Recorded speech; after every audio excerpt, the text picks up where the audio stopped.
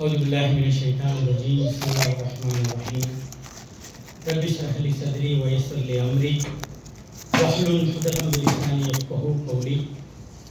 بسم الله الحمد لله والصلاة والسلام على رسول الله. أما بعد.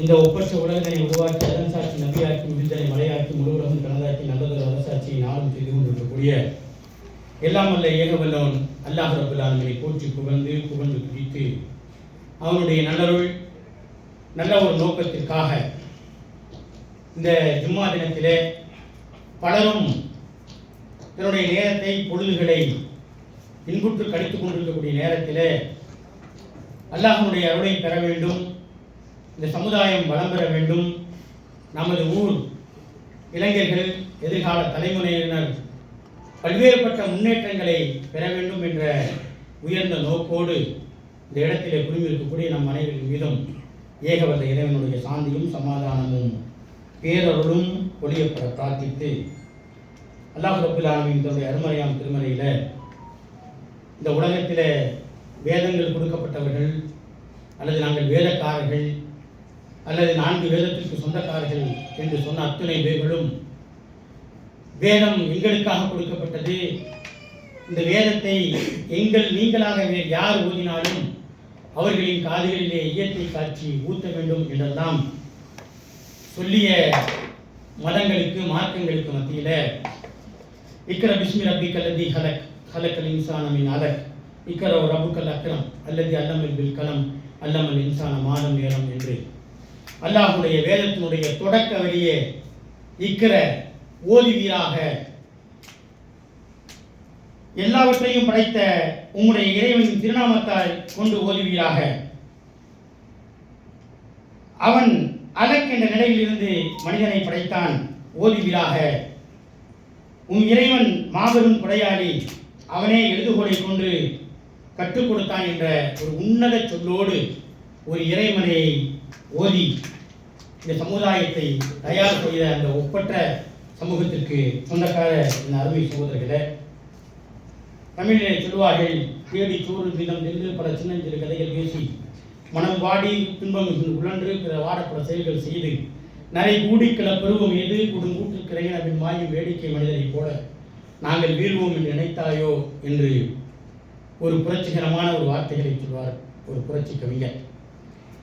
அந்த புரட்சிகரமான வார்த்தை இங்கு உறங்கிக் கொண்டிருக்கும் சமூகத்தை தட்டி எழுப்பவும், இந்த சமுதாயத்தை இந்த சமூகத்தை வீழ்த்தி நினைக்கும் சக்திகளுக்கு அச்சுறுத்தல் வார்த்தைகளாகவும் இந்த நேரத்திலே சொல்லி இந்த அற்புதமான ஏற்பாடுகளை செய்திருக்கக்கூடிய கீழே வாழ் சவுதி அரேபியாவில் இருக்கக்கூடிய அனைத்து சமூகம் அக்கறை சார்ந்த மக்களையும் இந்த நேரத்திலே பாராட்டி இந்த நிகழ்ச்சிக்காக எம்மை அழைப்பு கொடுத்த அத்தனை சகோதரர்களுக்கும் என் உள்ளம் கனிந்த நன்றிகளை கூறி ஒரு சில விஷயங்களை உங்கள் மத்தியிலே நினைவுபடுத்திவிட்டு நாம் இந்த போன்ற ஒன்றுகூடல் ஏன் இந்த சமுதாயத்திற்கு அவசியம், ஏன் இந்த கீழக்கரைக்கு அவசியம் என்பதை மாத்திரம் சொல்லிவிட்டு இடம் அமர எண்ணுகிறேன். அன்பான சகோதரர்களே, இஸ்லாமிய வரலாறு இந்த உலகத்திலே 6ஆம் நூற்றாண்டுகளில் இருந்து தொடங்கியதாக சொல்வார்கள். அல்லாஹ்வின் தூதர் ஸல்லல்லாஹு அலைஹி வஸல்லம் அவர்கள் தன்னுடைய ஹிஜ்ரத் என்று சொல்லக்கூடிய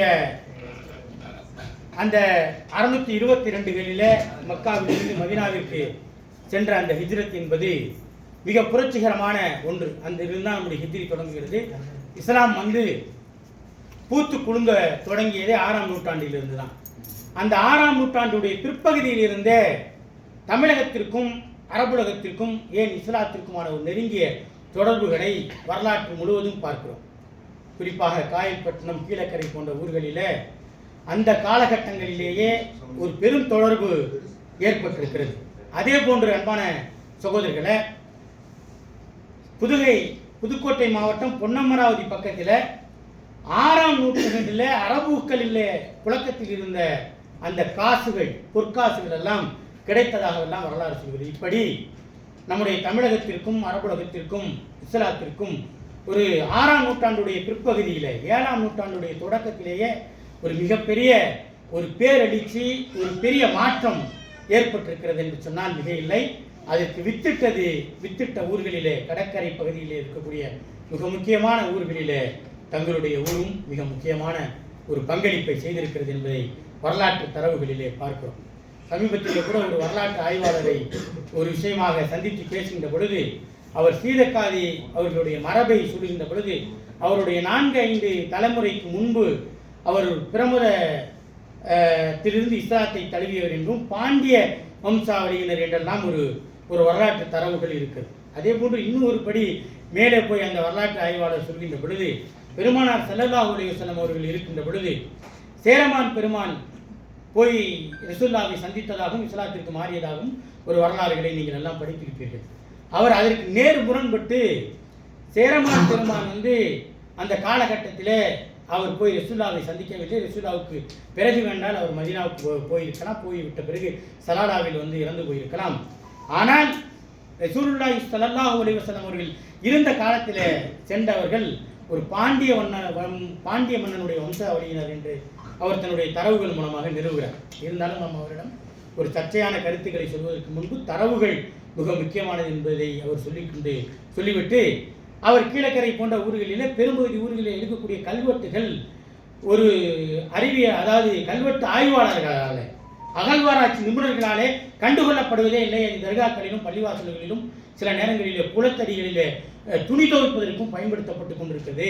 ஆனால் அதே நேரத்தில் அந்த கல்வெட்டுகள் சமஸ்கிருதத்திலும் வேறு மொழியில் இருந்தால் உடனடியாக அதை போய் பார்வையிட்டு அதில் ஆராய்ச்சி செய்து அதில் புனைவுகளை எல்லாம் சுருட்டி அதற்கு ஒரு புது வரலாறுகள் எல்லாம் படைக்கப்படுகிறார்கள். கடைசியில் தமிழகத்தில் ஹிப்ரு மொழியில், யூதர்களுடைய மொழியாக இருக்கக்கூடிய ஹிப்ரு மொழியிலே உள்ள கல்வெட்டு கூட கண்டுபிடிக்கப்பட்டதாகவும் அதை தலையில் தூக்கி வைத்து ஆடிக்கொண்டிருக்கக்கூடிய தகவலை எல்லாம் அவர் பரிமாறினார். இப்படி நம்முடைய வரலாறுகள் ஒரு பக்கம் ஒரு நீண்ட நெடிய வரலாறு கீழக்கரைக்கு உள்ளது.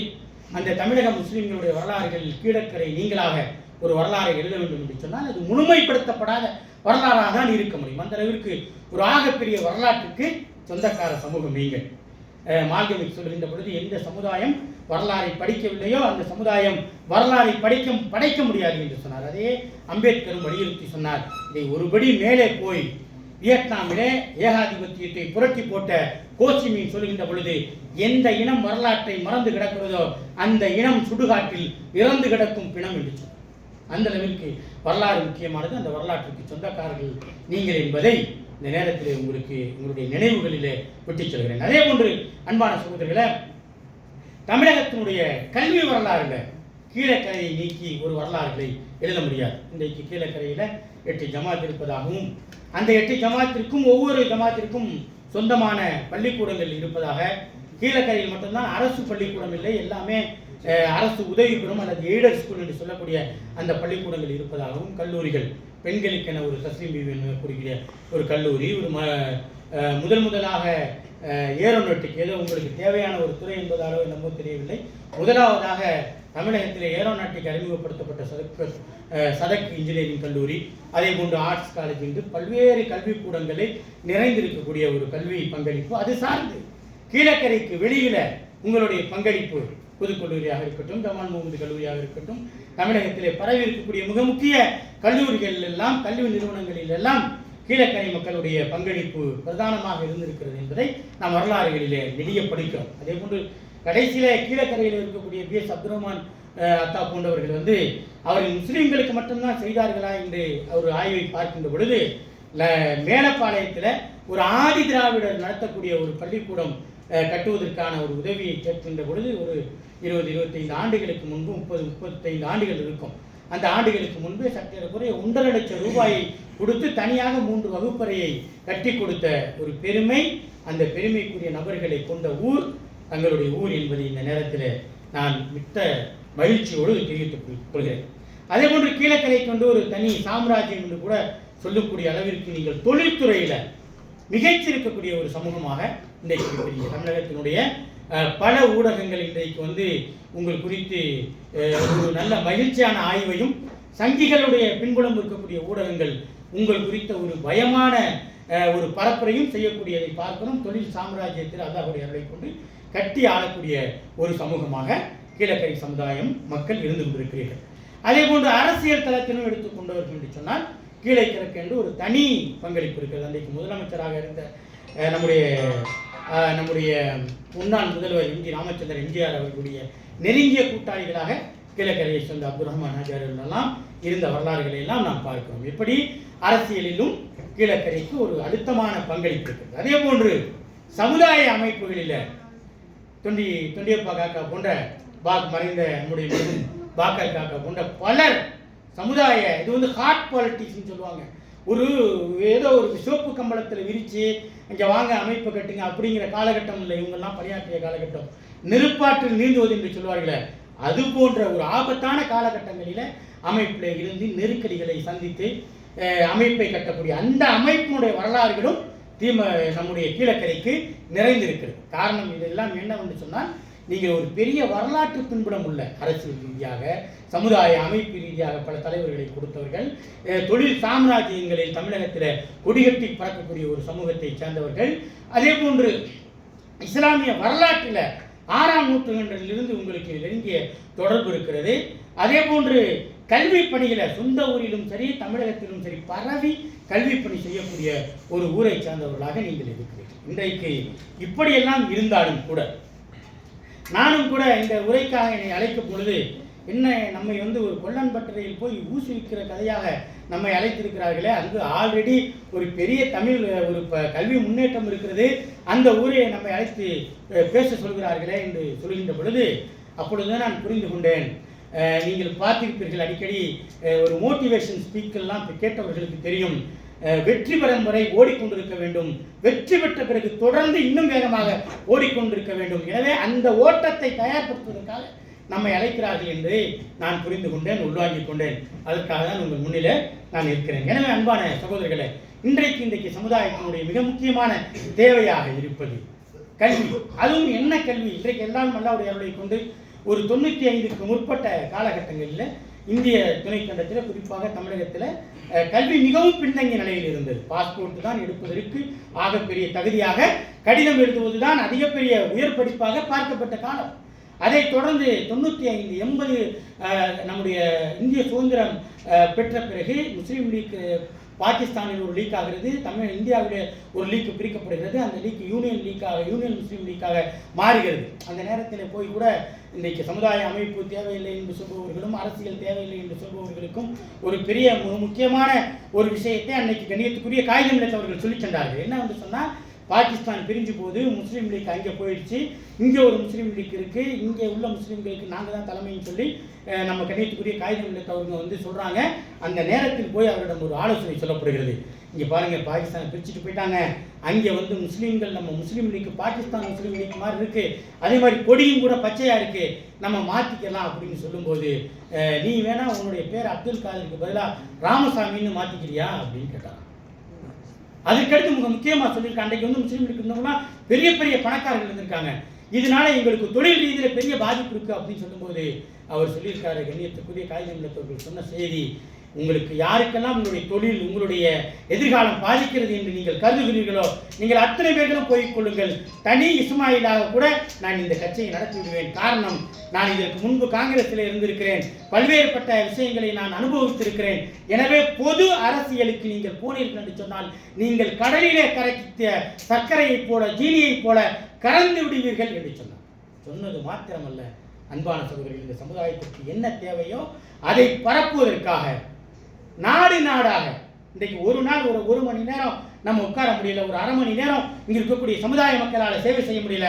ஆனால் கண்ணியத்திற்குரிய காகிதம் இல்லத்தவர்கள் 6 மாதம் போய் பர்மாவில் கிடப்பாராம், 3 மாதம் போய் சிங்கப்பூரில் கிடப்பாராம், மலேசியாவில் 3 மாதம். எதுக்கு? அவருடைய தேவைக்கா? இந்த சமுதாயத்தை கல்வி அரங்கிலே முன்னேற்ற வேண்டும், இந்த சமுதாயத்துக்கு எப்படியாவது கல்விக்கூடங்களை கொடுத்து விட வேண்டும் என்ற அடிப்படையில் அவர் விளைத்த உழைப்பு தான் இன்றைக்கு ஜமால் முகமது கல்லூரியாக புதுக்கல்லூரியாக இன்னும் தமிழகத்திலே அன்றைக்கு 50 ஆண்டு கால பாரம்பரியம் உள்ள அத்துணை கல்லூரிகளுக்கும் மூல வித்து கண்ணியத்துக்குரிய காகிதங்கள். அவருக்கு குடும்ப சூழ்நிலையை சொல்றாங்க. பேரறிஞர் அண்ணா சொல்றாரு, அவங்க வீட்டில் 4 பேர் உட்கார்ந்தோம்னா ஒரே மாதிரி 4 கிளாஸ் இருக்காது அந்த வீட்டில். அந்த கண்ணியத்துக்குரிய காகிதங்களுடைய மனைவி யார் தெரியுமா? குருவாடியை சேர்ந்த மிகப்பெரிய பணக்காரர், ஜமால் முகமது கல்லூரியினுடைய உரிமையாளராக இருந்த அவங்களுடைய குடும்பம். நம்முடைய நெல்லை மேடை முதலாளிகள்லாம் அங்கே தான் கல்யாணம் பண்ணாங்க. பெரிய பெரிய பணக்காரர்கள்லாம் குருவாடியில் கல்யாணம் பண்ணியிருக்காங்க. அவ்வளோ பெரிய குடும்பம், அந்த பாரம்பரியமான குடும்பம், கண்ணுக்கட்டிய விவசாயம், கண்ணுக்கட்டிய சொத்து பத்து அந்த செல்வ சீமாட்டி வந்து நம்ம வாழ்க்கையை வாழும் பொழுது 4 கிளாஸ் ஒரே கிளாஸாக இருக்காதான். ஒன்று கருப்பாக இருக்குமா, ஒன்று சிவப்பாக இருக்குமா, ஒரு சில்வர் டம்ளர் இருக்குமா, இல்லைன்னா ஒரு அலுமினியம் டம்ளர் இருக்குமா. அண்ணாதுரை மேலும் சொல்லும் பொழுது ஒரு 3-4 பேர் கூட போயிட்டுனா இங்கே உட்கார முடியாது. ஒரு சில நாற்காலி 4 நாற்காலிக்கு பதிலாக 3 நாற்காலி கம்பு தான் இருக்கும். ஒரு கம்பை நம்ம தான் காலில் வச்சு ஊண்டிக்கணும் அப்படின்னு. ஒரு முறை கண்ணியத்துக்குரிய காகிதமில்லத் அவர்களுடைய ஆசைப்பட்டு ராணிப்பேட்டை சேர்ந்தவர்கள் நாங்கள் துணிலாம் எடுத்துட்டோம், அவருக்கு எப்படியாவது ஒரு சர்வாணி தச்சு கொடுக்கணும் அப்படின்னு சொல்லி அவர்கிட்ட போய் கேட்டுருக்காங்க. இதெல்லாம் தேவையில்லப்பா, உங்கள் வேலையை பாருங்க அப்படின்னு சொல்லி அவர் வெட்டி விட்டார். ஆனாலும் இவங்க சரி இவர் தான் போயிட்டா, டெல்லிக்கு போயிருக்கிறாங்க. அந்த நேரத்தில் போயிட்டு உங்கள் வீட்டில் போய் கேட்டுக்கிறாங்க, என்னங்க இந்த மாதிரி துணிலாம் எடுத்துட்டோங்க, அவருக்கு எப்படியாவது தச்சு கொடுக்கணும்னு ஆசை, எங்களுக்கு ஏதாவது துணி அவருடைய அளவுக்கு ஒரு துணி கொடுங்க அப்படின்னு. இப்போ அவங்களுடைய துணியை கேட்டாங்களாம், அவர் சர்வாணி போட்டிருந்தாரா? ஆமாங்க போட்டிருந்தா, அந்த ரயில்வே ஸ்டேஷனில் போட்டிருந்தாரு. ஒரு சூட்கேஸ் வச்சுருந்தாரா? ஆமாம் சூட்கேஸ் வச்சுருந்தாரு. அதில் ஒரு சர்வாணி வச்சுருப்பாரு. அவர் வச்சிருந்த மொத்த சர்வாணியே 2 சர்வாணி. எவ்வளோ பெரிய தியாகம் சோதரர்கள். இன்றைக்கு நம்மலாம் ஒரு சட்டை கசங்கி போயிட்டா, இல்லை ஒரு சட்டை ஒரு மாதிரி போச்சுன்னா எத்தனை இடத்துக்கு போகிறோம், எத்தனை இடத்த அதை நம்ம தயார் பண்ணுறோம். இன்னைக்கு காலத்தினுடைய தேவையாக இருக்குது. ஆனால் அன்றைய தலைவர்கள் அப்படின்னாங்க. அப்படி உருவாக்கிய ஒரு கல்வி நிறுவனங்கள் இன்றைக்கு கூட இந்த அரங்கில் எத்தனை பேர் ஜமால் முகமதுல படிச்சிருக்கீங்க? காக்கா 2 பேர். அதே மாதிரி எத்தனை பேர் புதுக்கல்லூரி சம்பந்தமானவங்க? இதெல்லாம் இந்த தொடர்புகள் எல்லாம் எப்படி இந்த சமுதாயத்துக்கு ஏற்பட்டது என்று சொன்னால் அவர்களுடைய தியாகம். அது போன்ற ஒரு தியாகத்தை கீழக்கரையிலும் உருவாக்கிவிட வேண்டும். இன்றைக்கு காலத்தினுடைய தேவையாக இருக்கிறது. Education is passport for your future அப்படின்னு சொன்னால் அவர் சொன்ன மால்வின் எக்ஸ் சொன்னார். நம்முடைய அலிகார் பல்கலைக்கழகத்துடைய சர் சையத் அகமது சொல்லுகின்ற பொழுது சொன்னார், இந்த சமுதாயத்தினுடைய வறுமையை போக்க வேண்டும் என்று சொன்னால் கல்விதான் மிக முக்கியமானது. Education is the mother of ignorance, அதாவது ignorance is the mother of poverty என்று சொன்னார். வறுமையினுடைய தாய் இந்த கல்வின்னு சொன்னார். இந்த கல்வியை இன்றைக்கு நாம் இந்த சமுதாயம் இன்றைக்கு பெற தொடங்கி இருக்கிறது. ஆனால் இந்த சமுதாயம் பெற்ற கல்வி ஒரு ஆக்கப்பூர்வமான லெவலில் இருக்கிறது என்று சொன்னால் இல்லை. அதிகாரத்தை நோக்கி இருக்கிறோம் என்று சொன்னால் இல்லை. டிகிரி முடிச்சதோடவே அந்த கான்வெகேஷன், அந்த சான்றிதழ் வாங்குவதற்கு முன்பாகவே நம்ம பாஸ்போர்ட்டு வர்ற விசா போடவே வேலைகளை நம்ம இறங்கிடுறோம். பொருளாதாரம் மாத்திரம் குறிக்கோளாய் கொண்ட ஒரு வணிகமயமாகப்பட்ட ஒரு கல்வியை இன்றைக்கு இந்த சமுதாயம் இன்றைக்கு பெற்றதன் விளைவாக நாம் அதிகாரத்தில் மிகவும் ஆபத்தான இடத்தில் இருக்கிறோம். எப்படி என்று சொன்னால், இந்தியாவில் கல்வி விகிதாச்சார அளவில் சிறுபான்மை சமூகத்தில் மிகவும் கல்வி அறிவை பெற்றதில் குறைந்த நிலவில் 2011 தகவலின்படி 42.72% முஸ்லிம்கள் கல்வி அறிவு இதுவரை பெறலை அப்படின்னு சொல்றாங்க. சிறுபான்மை சமூகத்திலேயே அதிகமான கல்வியை பெற்றவர்கள் ஜெயினர்கள், 86% கல்வியை பெற்றிருக்கிறார். அதே போன்று முஸ்லிம்களுடைய அடித்த கல்வி மேற்கல்வியுடைய நிலையெல்லாம் பார்த்தீங்கன்னு சொன்னால் வெறும் 4.4% தான். கல்லூரி போறது மிகவும் ஆபத்தானதாக இருக்கிறது. அதை தாண்டி சர்ச்சார் கமிட்டியினுடைய அறிக்கையில் சொல்லுகின்ற பொழுது முஸ்லிம்கள் அதிகார மையத்தில் சுத்தமாக இல்லை. இந்த டெல்லியை இயக்கக்கூடிய முக்கிய அதிகாரிகளில் முஸ்லிம்கள் மிகவும் சொற்பமானவர்கள். ஒரு காலகட்டத்தில் ஒரு 325 IAS அதிகாரிகள் இருந்த இடத்துல முஸ்லிம்களுடைய பங்களிப்பு வெறும் 10 இருந்திருக்கிறது. IPS அதிகாரிகள் 276க்கு மேற்பட்ட IPS அதிகாரிகள் இருக்கின்ற பொழுது 7 பேர் தான் முஸ்லிம்கள் இருந்திருக்கிறார். இப்படி ஒரு ஊரில் கீழக்கரையிலிருந்து பிறந்து கல்வி பெற்ற பிறகு எத்தனை பேர் சகோதரர்களை ஒவ்வொரு ஊரிலிருந்து வெளியாகிறோம். வெளியாகும் போது யாராவது நம்ம சிந்திச்சிருக்கிறோமா? நம் அதிகாரம் இந்த சமுதாயத்திற்கு மிக முக்கியமானதாக இருக்கிறது. அண்ணன் அம்பேத்கர் சொன்னாரே, அதிகாரமற்ற சமூகம் அடிமை சமூகம் என்று சொன்னாரே, அதை மாற்றுவதற்கு நாம் ஏதாவது திட்டம் வைத்திருக்கிறோமா? அதற்கான முயற்சிகளை மேற்கொள்பவர்களுக்கு நாம் உறுதுணையாக இருந்திருக்கிறோமா? அல்லது அந்த முயற்சியை செய்யக்கூடியவர்களுக்கு நாம் தோளோடு தோள் கொடுத்திருக்கிறோம் என்று சொன்னால் அது அத்தனையும் சிந்தனைக்கும் மிகப்பெரிய கவலைக்கும் உரியதன்பானவர்கள். அந்த நோக்கமாகத்தான் இந்த கூட்டம் இன்றைக்கு நடத்தப்பட்டுக் கொண்டிருக்கிறது. இதில் ஒரே ஒரு உதாரணத்தை மாத்திரம் உங்களுக்கு சொல்லிக்கொள்ள விரும்புகிறேன். புளியங்குடி என்று சொல்லக்கூடிய ஒரு நகரம், தென்காசிக்கு அருகில் இருக்கக்கூடிய குற்றாலத்திற்கு அருகில் இருக்கக்கூடிய ஒரு ஊர். அந்த ஊர் எலுமிச்சைக்கு பெயர் போன எலுமிச்சை லெமன் சிட்டின்னு கூட அந்த ஊரை சொல்லுவார்கள். அந்த அளவிற்கு ஒரு பெரிய முஸ்லீம்கள் மக்கள் தொகை இருக்கக்கூடிய ஊர். அதிகமான பேர் கொத்து கொத்தாக வெளிநாட்டில் இருப்பாங்க. அந்த ஊரில் இன்றைக்கு பாட் என்ற அறக்கட்டளை உங்களை போன்ற நல்ல உள்ளங்கள் ஓரிடத்திலே கூடி ஒரு செயல் திட்டத்தை உருவாக்கி பாட் என்ற அறக்கட்டளையை நிறுவி அந்த அறக்கட்டளை மூலமாக போட்டி தேர்வுகளுக்கு பயிற்சிகளை கொடுத்து இதுவரை அன்பான சகோதரர்களே 42 பேர் அரசு வேலைகளிலே சேர்ந்திருக்கிறார்கள். அதனுடைய தொடக்க காலம் எப்போ தெரியுமா? 2018 தான். இப்போ ஒரு 20 வருஷத்துக்கு 50 வருஷத்துக்கு முன்னாடிலாம் தொடங்கலை. 7 ஆண்டு காலத்தில் ஒரு ஆண்டிற்கு செலவு 6 லட்சம் ரூபாயிலிருந்து 7 லட்சம் ரூபாய். இதுவரை 42 பேரை உருவாக்கி இருக்கிறாங்க. டெட்னு சொல்லக்கூடிய அந்த டீச்சர் எலிஜிபிலிட்டி டெஸ்ட்டில் அதுலேயும் ஏகப்பட்ட பேர் பாஸ் ஆகியிருக்கிறாங்க. அதே போன்று இப்போ நடந்த குரூப் 4 தேர்வில் 8 பேர் பணி ஆணைக்காக காத்திருக்கிறாங்க. பாஸ் ஆகி பணி ஆணைக்காக காத்திருக்கிறாங்க. தட்டச்சு, குறுக்கெழுத்து இதில் பல பேர் இதுவரையும் பாஸ் ஆகி அந்த ஊருக்கு போய் அந்த ஊரில் இருந்து இன்றைக்கு அரசு அதிகாரங்களிலே இன்றைக்கு அலங்கரித்துக் கொண்டிருக்கிறார்கள். அது போன்ற ஒரு நிலை கீழக்கரையில் வேண்டாமா? அதற்கான முயற்சிகளை நம்ம செய்ய வேண்டாமா? நம்மை பற்றி தவறான பிரச்சாரங்களை செய்கிறார்களே, அதற்கு நாம் உடைத்து தகர்க்க வேண்டாமா? குல்லுக்கும் ராயின் குல்லுக்கும் மசூல் உண்டு. அல்லாஹ் ரப்பல் ஆலமீன் நம்மளுக்கு வழிகாட்டினாங்க. ஒவ்வொருவரும் பொறுப்பாளர்கள், உங்களுடைய பொறுப்பு குறித்து கண்டிப்பாக கேள்வி கேட்கப்படுவீர்கள் என்று இஸ்லாம் நம்மளுக்கு வழிகாட்டுதே. நம்ம வெறுமனே இந்த உலகத்திலே பொருளீட்டுவதற்காக படைக்கப்பட்டவர்களா? நாம அப்படி படைச்சுன்னு சொன்னா உஸ்வத்துல் ஹஸனா, மனிதர்கள் முன்மாதிரி. அல்லாஹ்வின் தூதர் ஸல்லல்லாஹு அலைஹி வஸல்லம் என்ன செய்திருக்கணும்? அன்னை ஹதீஜா ரலியல்லாஹு உங்களுடைய ஒட்டகம் மக்காவில் இருந்து சிரியாவிற்கு அல்லது இன்னபிற நாடுகளுக்கு சென்றால் அந்த ஒட்டகம் ஏற்படுத்திய அந்த கால் குழம்பினுடைய புழுதி அடங்குவதற்கு பல மணி நேரம் ஆகுமா? அவ்வளவு பெரிய வியாபார கூட்டத்திற்கு சொந்தக்கார சீமாட்டியை மறந்த பெருமானார் ஸல்லல்லாஹு அலைஹி வஸல்லம் ஒரு காலகட்டத்திலே ஓர் ஆடையை உடுத்திக் கொண்டு தன் மனைவிகளை குடியில இறக்கிவிட்டு இவர் தொழுது விட்டு தன் மனைவியை தொழுது விட்ட ஒரு கொடூரமான ஒரு சூழலை நாம் எல்லாம் பார்த்திருக்கிறோமே, வரலாற்றில் படித்திருக்கிறோமே. அதே பெருமானார் ஸல்லல்லாஹு அலைஹி வஸல்லம் அகழ்போரில தோண்டுகின்ற பொழுது பெருமானார் மிக ஆர்வமாக தோண்டிக் கொண்டிருக்கிறார்கள். எனவே பெருமானார் நல்லா சாப்பிட்டுட்டு வந்துட்டாங்க போல இருக்கு, நம்மளுக்கு தான் பசிக்குதுன்னு சொல்லி ஒரு கல்லை மட்டும் கட்டி கொண்டிருந்த சஹாபா பெருமக்கள் நினைத்துக் கொண்டு விட்டு பெருமானார் தன்னுடைய ஆடையை கூட்டி தூக்கி காட்டுகின்ற பொழுது 2 கல்லை கட்டி வைத்து மிகப்பெரிய பசையை அடக்கிக் கொண்டு இந்த இஸ்லாமிய உம்மத்திற்காக பணி செய்தார்களே பெருமானார் ஸல்லல்லாஹு அலைஹி வஸல்லம்.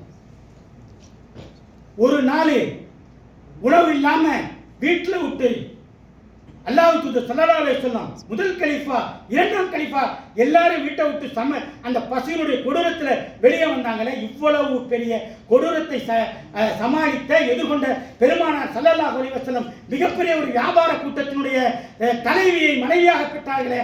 அந்த பெருமானார் ஸல்லல்லாஹு அலைஹி வஸல்லம் நம்மளுக்கு பொருள் ஈட்டுவதுதான் நம்முடைய பிரதான பணியாக இருந்தால் நம்மளுக்கு சொல்லியிருக்கலாமே. இந்த உலகம் இங்க தொழுங்க வணங்குங்க, இந்த உலகம் பரவி கிடக்கிறது, உங்களுக்கானதை தேடிக்கொள்ளுங்கள் என்று நம்மளுக்கு இஸ்லாம் வழிகாட்டுதே. அந்த பெருமானார் நம்மளுக்கு என்ன சொல்லியிருக்கணும்? அவங்களுக்கு 2 வருமானம் தானே அல்லாஹ் ஸல்லல்லாஹு அலைஹி வஸல்லம் வந்தது. ஒன்று தன்னுடைய ஆடு மேய்ப்பதினாலே, அந்த 100 ஆடுக்குள்ள அந்த மேய்ப்பதினாலே வந்த வருமானம். அதை தாண்டி கனிமத்து பொருள் என்று சொல்லக்கூடிய போர்க்களங்களிலே கிடைக்கக்கூடியதான இது நீங்களா அவங்களுக்கு என்ன வந்துச்சு? அவங்களுடைய செல்வ சீமாட்டி மகன் ஒவ்வொரு நேரமும் எனக்கு ஒரு அடிமையை கொடுங்க, ஒரு வேலையாளை கொடுங்க என்று கேட்கின்ற பொழுதெல்லாம் திக்கிர்களையும் திராவத்துகளையும் சொல்லி இந்த உலகம் வேண்டுமா மறுமை வேண்டுமா என்று சொல்லி அவர்களுக்கு வகுப்படுத்தி அனுப்பினார்களே. அந்த பெருமானார் ஸல்லல்லாஹு அலைஹி வஸல்லம் அவர்கள் கண்ட அந்த சோதனை, அந்த வழிகாட்டுதல் நாம் உணர வேண்டாமா? பெரும் பொருளாதாரம் மாற்றம்தான் இஸ்லாமிய நோக்கமா? இல்லை, அதுவும் நோக்கம். அப்துர் ரஹ்மான் பின் அவுஃப் ரலியல்லாஹு, உஸ்மான் ரலியல்லாஹு போன்ற செல்வந்தர்கள் வந்திருக்கிறார்கள். அவர்கள் மூலம் இந்த இஸ்லாம் பூத்து குலுங்கியிருக்கிறது. மாற்றுக்கிறதில்லை, இஸ்லாம் மறுக்கவில்லை. தாராளமாக செய்வோம், இன்னும் அதிகரிக்க முயற்சி செய்வோம். ஆனால் அதை நீண்டி அதை தாண்டி ஒரு சமூக பொறுப்பு நமக்கு இருக்க வேண்டாமா? அன்பான சகோதரர்களே, அதிகாரம் நோக்கி நம் சமுதாயத்தை அழைத்து செல்ல வேண்டிய பொறுப்பும் கடமையும் இருப்பதாக நாம் அனைவரும் உணர வேண்டாமா? அதுக்கு வித்திடக்கூடிய ஒரு நிகழ்ச்சியாக இந்த நிகழ்ச்சி அமைய வேண்டாமா? சச்சார் கமிட்டியினுடைய அறிக்கையில சொல்கின்ற பொழுது இஸ்லாமியர்கள் 18% இடஒதுக்கீடை பெற்று இந்த இந்திய முழுவதும் சுபிட்சமாக வாழக்கூடிய தலித் மக்கள், பழங்குடியின மக்கள், அதே போன்று மலைவாழ் மக்களை விட மிகவும் பின்தங்கிய நிலையிலே முஸ்லீம்கள் இருக்கிறார்கள். ஏதோ 1-2 வீடுகளில் காங்கிரட் காடுகளாலே அலங்கரிக்கப்பட்டுக் கொண்டிருக்கிறது என்பதாலே முஸ்லீம்கள் முன்னேறிவிட்டார்கள் என்று கருதிடலாமா? நார்த்தில் வடநாடுகளில் போய் பார்த்துக்கிட்டோன்னு சொன்னால், ஏன் மதுரையில் போய் பாருங்க, அடிப்படை வசதி கூட கிடைக்காமல் தொண்டுகளிலும் முடுக்குகளிலும் மக்கள் உட்கார்ந்து தன்னுடைய வாழ்வாதாரங்களை போக்கிக் கொண்டிருக்கிறார்கள். மும்பை போன்ற நகரங்களில் பொட்டி தான் ஒரு சைஸு, 5க்கு 5 பொட்டி தான் ஒரு வீடு. அப்படியெல்லாம் முஸ்லீம்கள் வாழ்ந்து கொண்டிருக்கிறார்களே, நாம் அவர்களுடைய முன்னேற்றத்தில் பங்களிப்பு செய்ய வேண்டாமா? நமக்கு முன்பு நம்மை போன்று தலித் மக்களை பார்த்தால் தொட்டால் தீட்டு, ஆனால் சாணார்கள் என்று சொல்லக்கூடிய நாடார் மக்களை பார்த்தாலே தீட்டு என்று சனாதனம் சொன்னதே, அந்த சனாதனத்தை எதிர்த்து தகர்த்து இன்றைக்கு திருநெல்வேலி மாவட்டங்களில் இருக்கக்கூடிய கல்வி நிறுவனங்களில் 70% நாடார்களுக்கு சொந்தமானது என்று சொல்கிறார்களே. தமிழகம் முழுவதும் இருக்கக்கூடிய கல்வி நிறுவனங்களில் 32% நாடார்களுக்கு சொந்தமான கல்வி நிறுவனங்கள் இருப்பதாக சொல்கிறார்கள். சென்னையிலே மட்டும், சென்னையை சுற்றியுள்ள கல்வி நிறுவனங்களில் 40% நாடார்களுக்கு சொந்தமானது. தமிழக அரசு நடத்தக்கூடிய பள்ளிகளுக்கு அடுத்து அதிகமான பள்ளிகளை கொண்ட ஒரு சமுதாயம் நாடார் சமுதாயம். அவர்கள் ஒருபடி மேலே சொல்கின்ற பொழுது தமிழக அரசில் மொத்த அரசு ஊழியர்களே 2,13,200 பேர் தான். ஆனால் நாடார்கள் அவர்களுடைய நிறுவனத்தில் வேலை பார்க்கக்கூடியவர்கள் மட்டும் 54,42,000 பேர்னு சொல்றாங்க. இது எப்படி இந்த சமுதாயத்தால் உருவாக்கப்பட்டது? புடிசோரை காயல்பட்டினத்தில் இருந்து கற்றுக்கொண்டார்கள் என்று சொல்வார்கள். புடிசோர் என்று சொல்லக்கூடிய ஒரு முறை பிடியரசு திட்டம் சொல்லி நாடார்களுடைய முன்னேற்றத்திற்கு மிக பிரதானமான ஒரு திட்டமாக பார்க்கப்பட்ட அந்த பிடியரசு திட்டத்தை நாங்கள் காயல்பட்டினத்தில் இருந்த அந்த பைத்துல் மாலிலும் அங்கு கொடுக்கப்பட்ட அந்த ஜக்காத்தில் இருந்து தான் கற்றுக்கொண்டோம் என்றெல்லாம் ஒரு தரவுகள் சொல்கிறது. அப்படி இருந்த ஒரு சமுதாயம் இன்றைக்கு மிகப்பெரிய முன்னேற்றத்தில் தொழில்துறையாக இருக்கட்டும், உங்களை போல அவங்களுடைய தொழில்துறை தான். தமிழ்நாட்டில் சற்றே குறைய 40-45% தொழில்கள் அவர்களுடைய இதுன்னு சொல்கிறாங்க. பத்திரிகை, ஊடகம், பெரிய பெரிய பால் நிறுவனம், ஐடி நிறுவனம், பேங்க். ஒரு சமுதாயத்துக்கு பேங்க் இருக்கும்னா மெர்கண்டைல் பேங்க் இருக்க ஒரு சமுதாயம்னா நாடார் சமுதாயம். இப்படியாக ஒரு பெரிய பிரளயத்தை அந்த சமூகம் இன்றைக்கு ஏற்படுத்தி இருக்கிறது. ஆனால் நாம் என்ன செய்திருக்கிறோம்? அத்தனை வழிகாட்டுதலும் இருக்கிறது. குன்தும் ஹைர உம்மத்தி உஹ்ரிஜத் லின்னாஸ், நீங்கள் உயர்ந்த சமூகம். ஏன் உயர்ந்த சமூகம்? நீங்கள் நன்மையை ஏவுறீங்க, தீமையை தடுக்கிறீங்க அப்படின்னு சொல்லுது. குரானை கற்றுக்கோ, ஹைருக்கும் மன் தல்லமல் குரான வல்லமஹு, யார் குரானை தானும் கற்று பிறருக்கு கற்றுக் கொடுக்கிறார்களோ அவர் ஆகச் சிறந்தவர் என்று அருமைநாயகம் ஸல்லல்லாஹு அலைஹி வஸல்லம் அவர்கள் வழியாகிறார்.